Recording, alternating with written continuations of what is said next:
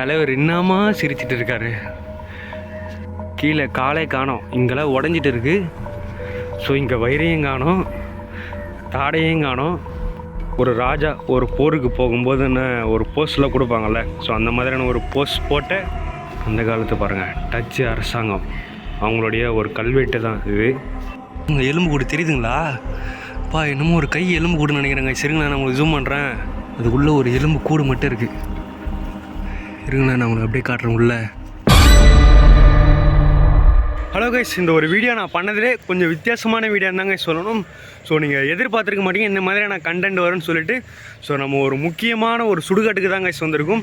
So ரொம்ப பேசாமல் guys, நம்ம கோட்டைக்குள்ளே வந்தாச்சு. ஸோ கோட்டைக்குள்ளே வரதுக்கு முன்னாடி நான் எப்படி வந்தேன்னு உங்களுக்கு தெரிஞ்சுக்கணும்ல. ஸோ அதனால் ஆரம்பத்துலேருந்து இந்த ஒரு வீடியோவை பார்க்கலாங்க. ஸோ சேனல் யாராச்சும் புதுசு வந்து நான் மறக்காம சப்ஸ்கிரைப் பண்ணுங்கள். ஸோ வாங்க வீடியோக்குள்ளே போகலாம்.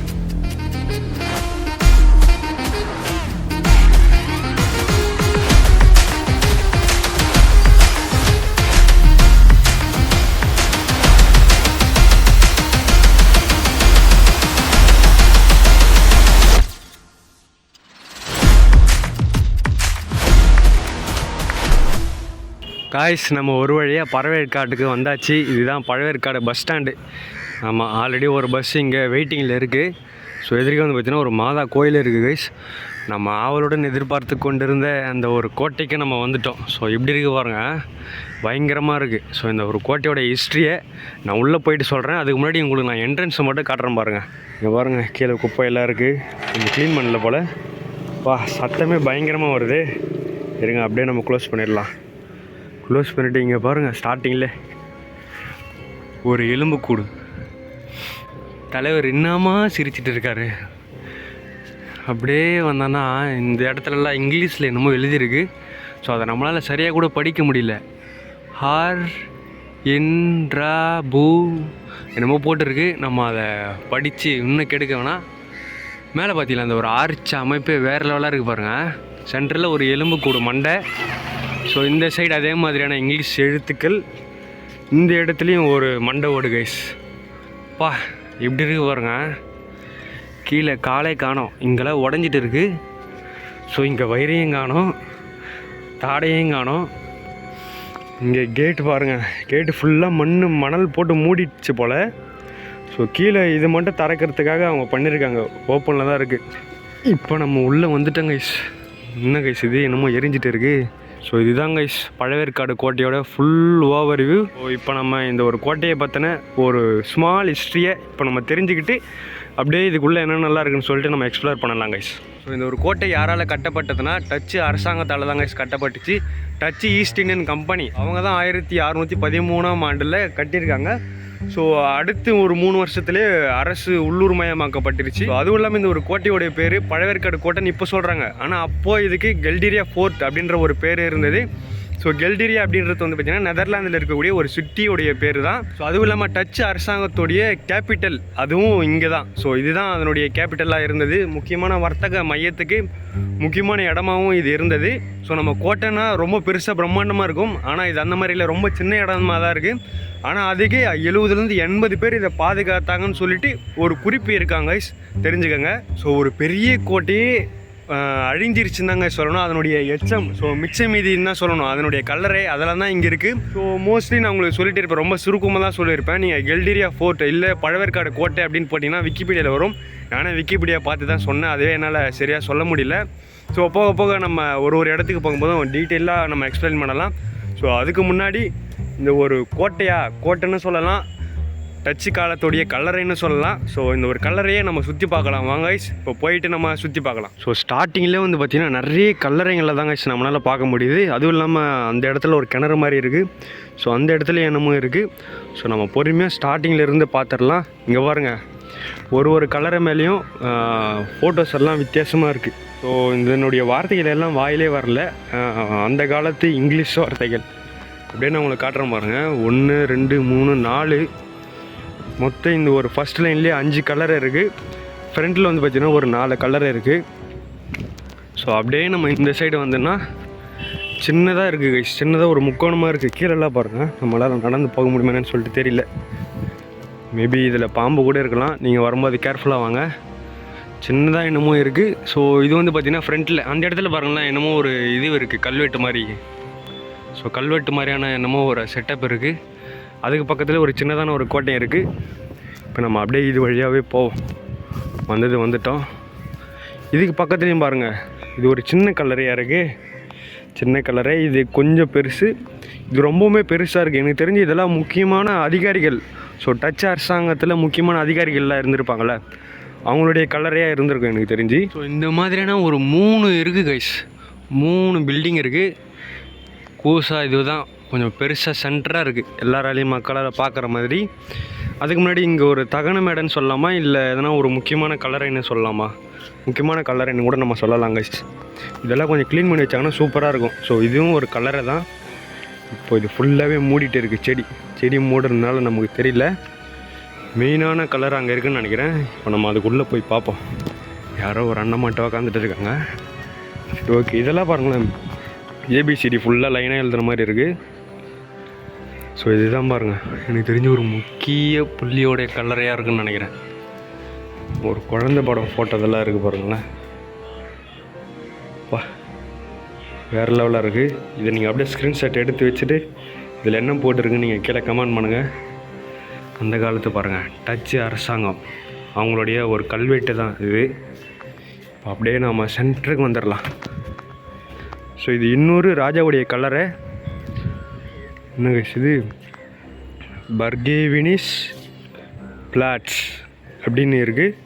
ஸோ ஒரு ராஜா ஒரு போருக்கு போகும்போது ஒரு போஸ்ட்லாம் கொடுப்பாங்கள்ல, ஸோ அந்த மாதிரியான ஒரு போஸ்ட் போட்ட ஒரு பெரிய கல்லறை, அதுவும் சென்டராக இருக்குது. ஸோ அதில் ஒரு கோயில் செட்டப் மாதிரி ஒன்று பண்ணியிருக்காங்க. கட்டிட கலையமைப்பு பார்த்தாலே தெரிஞ்சிருக்கும், இது கண்டிப்பாக நம்ம ஊர் கலைஞர்களால் பண்ண முடியாது. ஸோ அதான் சொன்னேன் ஸ்டார்டிங்கில், டச் அரசாங்கத்தால் இது கட்டப்பட்ட கோட்டைன்னு சொல்லிட்டு. கோட்டையோடைய ஒரு சில எச்சங்கள், அதாவது இந்த ஒரு கல்லறை அதெல்லாம் இருக்குது. மெயின் கோட்டை அழிஞ்சு போயிடுச்சு. ஸோ இப்போ நம்ம கல்லறை தான் இப்போ கோட்டைன்னு பார்த்துட்டு இருக்கோம். இங்கே பாருங்களேன், சின்னதாக இருக்குது, இது கொஞ்சம் பெருசாக இருக்குது, இது கொஞ்சம் சின்னதாக இருக்குது. மேபி இது ராஜாவும் இது ராணியாகவும் இருக்கலாம்ல, கண்டிப்பாக எனக்கு தெரியாது. ஏதோ தெரிஞ்சதை வச்சு நான் சொல்கிறேன். இந்த மாதிரிலாம் இது போகலாமா என்னன்னு சொல்லிட்டு தெரியல. இங்கே பாருங்களேன், ஃபுல்லாக கிறுக்கி வச்சுருக்காங்க. நைட் டைம்லலாம் வந்தால் வேறு லெவலாக இருக்குங்க கைஸ். இதில் அந்தளவுக்கு எதுவும் போடலை. ஸோ வருஷங்கள் எதனா குறிப்பிட்டிருக்காங்களா அதுவும் தெரியல. 21 ஜூனியா 1667 நவம்பர், இல்லை சரியாக படிக்கிறேன்னு சொல்லிட்டு தெரியல. மேபி 1667 அவங்க பிறந்திருக்கலாம், 1717 அவங்க இறந்துருக்கலாம். ஸோ அவங்களுக்கு 49 வயசு ஆகியிருக்கலாம். மேபி நான் கரெக்டாக தான் படிக்கிறேன்னு நான் நினைக்கிறேன். ஸோ நீங்கள் கமெண்ட் பண்ணுங்கள். அப்படியே இதுக்குள்ளே பாருங்களேன், இதுக்குள்ளே வந்தால் இன்னும் கொஞ்சம் ஒரு பெரிய ஒரு கட்டிடக்கலை கைஸ், தெரியுதுங்களா? வேறு லெவலாக இருக்குது பாருங்கள். அதெல்லாம் செங்கல் தான். ஸோ இது மொத்தமே செங்கல் தான், அரிச்சிட்டு இருக்குது. ஸோ அந்த ஒரு கடல் கடல் தண்ணியால் மொத்தம் அரிச்சிட்டு இருக்குது. அரிச்சிட்டு மிச்சம் இருக்கக்கூடிய அந்த ஒரு எச்சங்களை தான் எப்போ வேணால் இடிஞ்சு விழலாம் அப்படின்ற மாதிரி தான் இருக்குது பாருங்களேன். இதெல்லாம் அப்படியே தொங்குது. ஓகே, நம்ம ரொம்ப ஆராய்ச்சி பண்ணுவோன்னா நம்ம அப்படியே மேலே பாருங்கள், எவ்வளோ பெருசு இருக்குது பாருங்கள். இதுவும் எனக்கு தெரிஞ்ச ஒரு முக்கிய புள்ளியுடைய கலரையாக தாங்க வச்சுருக்கணும். எவ்வளோ பெருசு இருக்குது பாருங்கள். இது மொத்தமும் சுத்தம் பண்ணுறாங்க. ஸோ டெய்லியும் வந்து பார்த்திங்கன்னா அந்த ஒரு தொடப்பை வச்சு ஃபுல்லாக பெருக்கிறாங்க. ஸோ அந்த அளவுக்கு க்ளீன் பண்ணதுனால இப்போ ஓரளவுக்கு பார்க்குறதுக்கு கொஞ்சம் நீட்டாக இருக்குது கைஸ் இந்த ஒரு இடமும். ஸோ மெயின் முக்கிய 3 கல்லறைகள் பாருங்களேன் எப்படி இருக்குதுன்னு சொல்லிட்டு.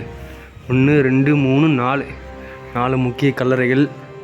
ஸோ இப்போ அப்படியே நம்ம சைடில் போயிட்டு பார்த்துடலாம் கைஸ். ஃபஸ்ட்டு இந்த சைடு முடிச்சுடுவோம். ஸோ இந்த சைடும் ஒரு சில பெரிய பெரிய கல்லறைகள் இருக்குது. இந்த இடத்துல ஒரு கல்லறை இருக்குது, அப்படியே இந்த இடத்துலையும் ஒரு கல்லறை இருக்குது, இது இங்கேயும் ஒரு கல்லறை இருக்குது. ஆனால் இதில் யாரோடது என்னன்னு சொல்லிட்டு தெரியல. ஸோ இங்கே பாருங்கள், ஆட்டு புழுக்க தான் இருக்குது.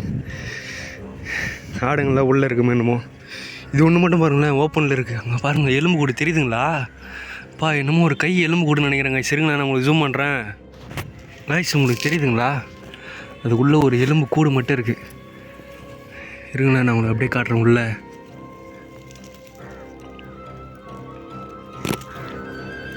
ஸோ நீங்கள் பார்த்துருப்பீங்கன்னு நினைக்கிறேன். ஸோ இந்த ஒரு கல்லறை உடஞ்சதுனால நம்மளால் உள்ளே இருக்கக்கூடிய எலும்பு கூட பார்க்க முடிஞ்சது. யாருடைய எலும்பு கூட என்னன்னு சொல்லிட்டு தெரியல. கண்டிப்பாக அந்த காலத்து ஒரு முக்கிய புள்ளியோடைய எலும்பு கூட தான் இருக்கும். ஸோ இது வந்து பார்த்திங்கன்னா இன்னொரு முக்கியமான ஒரு கல்லறையாக தான் இருக்கும் எனக்கு தெரிஞ்சு. ஆனால் இதில் பாருங்களேன் ஒரு 2 சிம்பிள் போட்டிருக்கு. இங்கே ஒரு சிம்பிள், இங்கே ஒரு சிம்பிள். ஒரு பெரிய அவங்கள பற்றின ஒரு சுருக்கத்தையே எழுதியிருக்காங்க. ஸோ வரலாறுன்னு கூட சொல்லலாம். ஸோ இந்த கல்லறைக்கு சொந்தக்காரருடைய வரலாறு. ஸோ அது பாருங்கள் ஒரு குரூப் மாதிரி ஒரு 4 பேருடைய கல்லறை அப்படியே ஒன்றா இருந்தால் எப்படி இருக்கும், ஒரு ஃபேமிலி. ஸோ அந்த மாதிரியும் இருக்குது. ஸோ மேபி பொதுவான ராஜாக்களுடைய கல்லறையாகவும் இருக்கலாம். நான் எதிர்பார்க்கல கைஸ். அங்கே ஒரு கல்லறை உடஞ்சி போயிருக்கும், அதுக்குள்ளே எலும்பு கூடு இருக்குன்னு சொல்லிட்டு அப்படியே வெள்ளை கலரில் இருக்குது அந்த ஒரு எலும்பு கூடு. இந்த இடத்துல பாருங்கள் அந்த ஒரு இடத்துலலாம் அந்த ஒரு சிலைங்கள்லாம், ஆமாம் அந்த சிலைங்கள்லாம். ஸோ அந்த ஒரு சிலைங்கள்லாம் உடஞ்சிட்டு இருக்குது கைஸ், ஃபுல்லாமே உடஞ்சிட்டு இருக்குது. அந்த மாதிரி தான் இருக்குது. அப்படியே நம்ம இந்த சைடும் வந்துடலாம். இந்த சைடு கம்மியாக தான் இருக்குது, கடைசியில் 2 இருக்குது, அந்த இடத்துல 1 இருக்குது. இப்போ அந்த ஒரு இடத்துல வந்து நான் ஒரு கிணறு மாதிரி ஒன்று பார்த்தேன் கைஸ், அங்கேயும் நம்ம போயிட்டு பார்க்கலாம். அதுக்கு முன்னாடி பாருங்கள் இந்த ஒரு சமாதியும் உடஞ்சிட்டு இருக்குது. இந்த இடத்துல தெரியுதுங்களா ஒரு கேப் மாதிரி இருக்குது பாருங்கள். இது உள்ளே விட்டு நம்ம பார்க்கலாம். ஆனால் வேணாம், கொஞ்சம் பயமாகவும் இருக்குது. ஃபோனுங்கன்னு உள்ளே வந்துச்சுன்னா ஒன்றும் பண்ண முடியாது. நான் பாருங்கள் போலீஸ் அதிகாரிகள் 2 பேர் இருக்காங்க, அதனால் பிரச்சனை இல்லை. நானே கேட்டேன் வீடியோலாம் எடுக்கலாம்னு சொன்னாங்க. ஸோ இந்த ஒரு இடத்துலையும் ஒரு முக்கியமான கல்லறை, 2 கல்லறை இருக்குது. ஆனால் இந்த கல்லறைக்கு பின்னாடி பாருங்களேன் ஒரு ஓப்பன் ஸ்பேஸும் இருக்குது. அதுக்குள்ளே என்னென்ன இருக்குதுன்னு பார்க்குறீங்களா? இருங்க நான் உங்களுக்கு ஜூம் பண்ணி காட்டுறேன். ஸோ இதுக்குள்ளே வந்து பார்த்தீங்கன்னா பாட்டிலுங்க தாங்க இருக்குது. ஸோ அந்த மாதிரியான பாட்டிலுங்க தான் இருக்குது உள்ளே. அப்படியே இந்த சைடில் எல்லாம் இந்த ஒரு மதில் சுவர் ஃபுல்லாமே ரொம்ப ஹைட்டாக இருந்திருக்கும் போல். இப்போ இந்த மண்ணல் எல்லாம் மூடி ஸோ சின்னதாக தெரியுது அந்த ஒரு மதில் சுவர். இந்த ஒரு இடத்துல பாருங்கள் இது ஒன்று மட்டும் வித்தியாசமாக இருக்குது. இது சமாதியா இல்லை, எனக்கு தெரிஞ்சு இதுக்கு கீழே எதனா ஒரு கோட்டை மாதிரி இருந்திருக்கலாம். இது மணல் பரப்பு மூடி, இது மட்டும் நமக்கு தெரியலாம். நாம் அப்படியே ஒரு ரவுண்ட் அடிச்சிட்டோங்க. பேலன்ஸ் இருக்கிறது இந்த கொஞ்சம் ஒரு சில சமாதி. ஸோ இது ஒன்று மட்டும் ஒயிட் கலரில் இருக்குது கைஸ், அது என்னன்னு சொல்லிட்டு தெரியல நமக்கு சரியா. இந்த ஒரு இடம் தான் கைஸ் நான் உங்களுக்கு காட்டணும்னு நினச்சிட்டு இருந்தேன். இந்த இடத்துல பாருங்களேன் ஒரு சின்ன தொட்டி மாதிரி இருக்குது. ஸோ இந்த இடத்துல ஒரு தொட்டி மாதிரி இருக்குது, இதுக்கு மேலே ஒரு கலரையும் இருக்குது. ஆனால் இந்த இடத்துல பாருங்கள் ஒரு கிணறு ஒன்று இருக்குது பாருங்களேன். எப்படி இருக்குது பாருங்கள் கிணறு, பயங்கரமாக இருக்குது. இது எவ்வளோ ஆழம் என்னன்னு கூட நமக்கு தெரியாது, அதனால் நம்ம அதை எதுவும் பண்ண வேணாம். ஸோ ஓவராலாக இப்படி தாங்க இருக்குது பழவேற்காடு கோட்டை. நீங்கள் வந்தீங்கன்னா இந்த மாதிரியான ஒரு சிமெட்ரியை தான் பார்க்க முடியும், வேறு எதுவும் இல்லை கைஸ். ஒரு வழியாக வந்து பார்த்திங்கன்னா நம்ம இந்த ஒரு டச்சு காலத்துடைய சிமெட்ரியை ஃபுல்லாக நம்ம சுற்றி பார்த்தாச்சு. அந்த ஒரு எலும்பு கூட்டையும் நம்ம பார்த்துட்டோம். ஸோ நான் எதிர்பார்க்கவே இல்லை கைஸ் அந்த ஒரு எலும்பு கூடு தெரியும்னு சொல்லிட்டு. ஸோ அந்த மாதிரி ஒரு சில கல்லறைகள் எல்லாம் டேமேஜாக தான் இருக்குது. ஸோ இந்த மாதிரி நான் நடந்து போகும்போது கூட உடஞ்சி கீழே விடலாம். ஸோ அந்த மாதிரியான நிலமையில தான் இருக்குது. மோஸ்ட்லி நான் அதனால தான் நான் ஒரு ஓரமாகவே நான் நடந்து போயிட்டு இருக்கேன். ஸோ இந்த ஒரு கோட்டையை பற்றின இன்ஃபர்மேஷன் உங்களுக்கு தெரிஞ்சிருக்குன்னு நினைக்கிறேன். ஸோ இது கோட்டை இல்லை, இப்போதைக்கு ஒரு சிமெட்ரியாக தான் இருக்குது. ஸோ கோட்டையெல்லாம் நான் தான் சொன்னல அழிஞ்சு போயிடுச்சு, அதனுடைய மிச்சம் மீதி தான் சொல்ல போனேன்னா. ஸோ ஓகே கைஸ், இந்த ஒரு வீடியோ உங்களுக்கு பிடிச்சிருக்குன்னு நினைக்கிறேன். ஸோ மறக்காமல் வந்து பார்த்தீங்கன்னா சப்ஸ்கிரைப் பண்ணுங்கள். இந்த மாதிரியான ஒரு வித்தியாசமான வீடியோ, ஒரு பழங்கால வீடியோ பிடிச்சிருக்குன்னு நினைக்கிறேன். ஸோ அவ்வளோதாங்க, இந்த வீடியோ முடிஞ்சு.